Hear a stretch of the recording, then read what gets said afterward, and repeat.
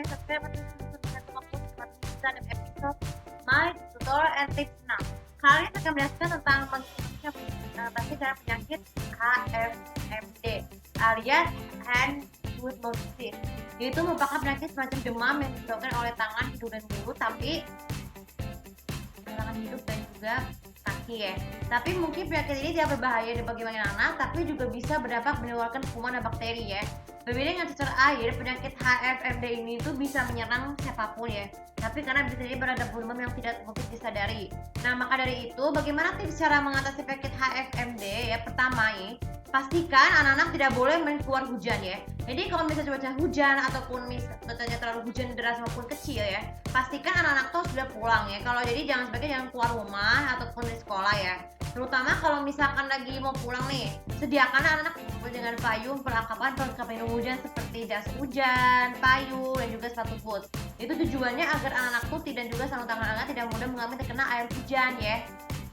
Lalu kemudian yang kedua tentang makanan bergizi. Pastikan anak-anak yang bergizi itu ya, anak-anak tuh bisa wajib makan banyak makan sayur, buah-buahan, dan lauk pauk dan daging, dan juga penyakit sumber protein yang cukup ya. Kali ini pastikan protein yang cukup baik itu di kantin maupun di sekolah ya, supaya penyakit HFMD itu tidak boleh menyebar kepada orang lain. Lalu kemudian yang ketiga, cara untuk mengatasi fasilitas kamar nih. Kamarnya itu seperti biasa harus selalu dibersihkan setiap pagi. Jangan lupa untuk melap barang-barang, ngepruk-ngepruk, ataupun hindari makan sisa makanan sisa di lantai supaya menimbulkan kuman nih. Jadi sebaiknya tuh disingkirin dulu, harus disapu dengan betul-betul sampai lantainya betul-betul bersih, dan juga jangan dipel ya. Jangan lupa dipel ya. Dari harus kepruk-kepruk kasur yang betul ya, baik itu bantal, guling, selimut, dan supaya debunya tidak kembali menyebar. Lalu yang keempat, kalau jika anak terkena demam, pastikan kalau dia temperatur tiba-tiba naik, baiknya segera istirahat dan pastikan dulu minum air yang betul supaya untuk menurunkan suhunya ya. Lalu jika bisa, nasihatkan kepada anak-anak yang mengalami HFMD itu tidak boleh mandi dulu ya. Cukup dengan cuci muka dan dengan juga bersihin gigi supaya lebih bersih ya. Jadi sebagian dinasihatkan juga jangan berkeramas saat malam hari. Karena berkeramas malam hari bisa mengakibatkan anak menjadi tambah pusing dan juga demam ya. Jadi diberikan obat paracetamol, dan jangan lupa diberikan obat paracetamol ataupun ibuprofen untuk mendidik anak-anak jika mengalami demamnya itu belum tinggi-tinggi ya. Jadi belum menurun ya. Atau sebagai kalian konsultasikan ke rumah sakit supaya dengan isolasi dini apakah mengalami rasa kram pada tangan, kaki, dan mulut atau tidak ya. Misalnya tangannya kram dan sakit nih, karena harus dipijit terlebih dahulu supaya dikhawatirkan, supaya agar tidak khawatir bukan adanya penyakit hemolysis yang lain. Lalu kemudian kaki juga harus dicek dulu supaya apakah memastikan apakah sebenarnya atau tidak ya.